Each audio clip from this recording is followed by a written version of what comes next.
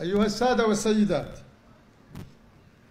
في نوفمبر من سنة 2019 ومن مدينتكم هذه تعهدت بأن يصير هذا المهرجان مهرجانا إنمائيا بقدر ما هو مهرجان ثقافي.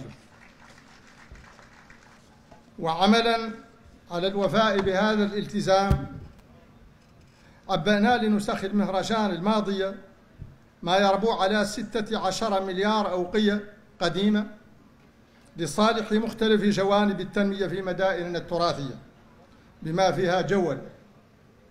وتستفيد مدينة شنقيط من 4 مليارات خصصت لتعزيز الخدمات الأساسية من مياه وكهرباء وطرق والصحة وتعليم واتصالات، فضلا عن دعم المساجد والمحاضر والحرفيين ودور المخطوطات ودعم الشباب والنساء والصناعة التقليدية والسياحة. ينضاف إلى ذلك ما يربو على 12 مليار أوقية قديمة خصصت للتشييد الجاري لطريق أطار شنقيط فكا للعزلة عن المدينة وإنفاذا لما كنا وعدناكم به. وتأتي هذه المكونة الاقتصادية لتكمل المكونة الثقافية الموجهة إلى المحافظة على الكنوز والدرر التراثية التي تعج بها المدينة، مخططات كانت أو عمرانة. فمهرجان مدائن التراث يهدف في المقام الأول إلى ترقية مدننا التاريخية وكنوزها الفريدة ومدها بأسباب البقاء والتطور والنماء، لكنه في الوقت ذاته يهدف إلى تقوية الإحساس لدى مواطنينا عموما بضرورة التمسك بما اتسم به بنات هذه المدائن من قدرة فائقة على الصمود قوامها التضامن والتلاحم، وكذلك من إيمان قوي بالقيم والمعاني الدينية والأخلاقية التي صهرت تنوعنا الثقافي الفريد في هوية حضارية متميزة ووحدة وطنية جامعة.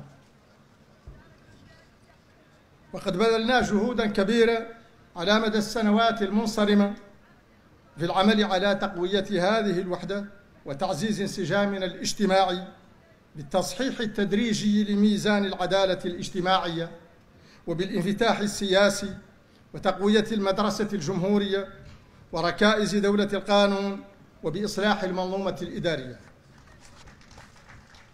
غير أننا كنا وما زلنا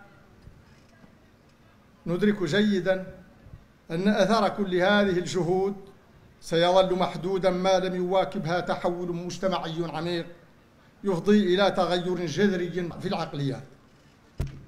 ولذا أعلنا الحرب على العقليات المضرة بلحمتنا الاجتماعية والمنافية لقيمنا الدينية ومقتضيات مفهوم الدولة الحديثة من قبيل تراتبيات الوهمية والصور النمطية الزائفة والنفس القبلي والشرائح الهدامة. صحيح أن نتائج هذا التوجه ميدانيا لا تزال لحد الآن دون المستوى المأمول والمبتغى، لكنه سيظل بالنسبة لنا توجها استراتيجيا لا تراخي فيه، فلا بد لنا من بناء مجتمع متصالح مع نفسه واثق في مؤسساته قوي التلاحم وراسخ الوحدة. وأدعوكم من جديد لهبة وطنية جامعة قوية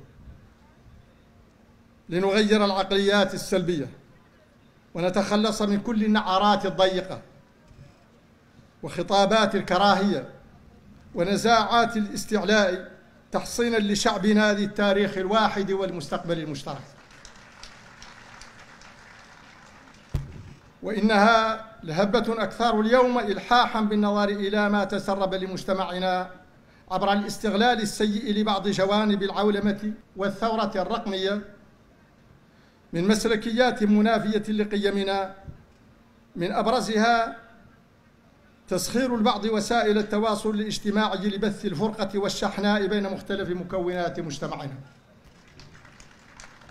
وأدعوكم جميعا إعلاميين ومثقفين وقادة رأي ومجتمعا مدنيا ومدرسين وروابط آباء التلاميذ والأسرة المجتمعية عموما إلى المساهمة كل من موقعه في تحصين وحدتنا الوطنية ولحمتنا الاجتماعية بالمشاركة الجادة في إحداث التحول المجتمعي المنشود.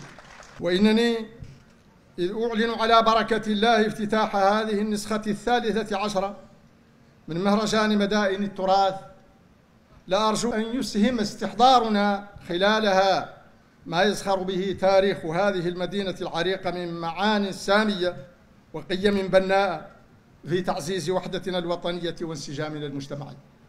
أشكركم والسلام عليكم.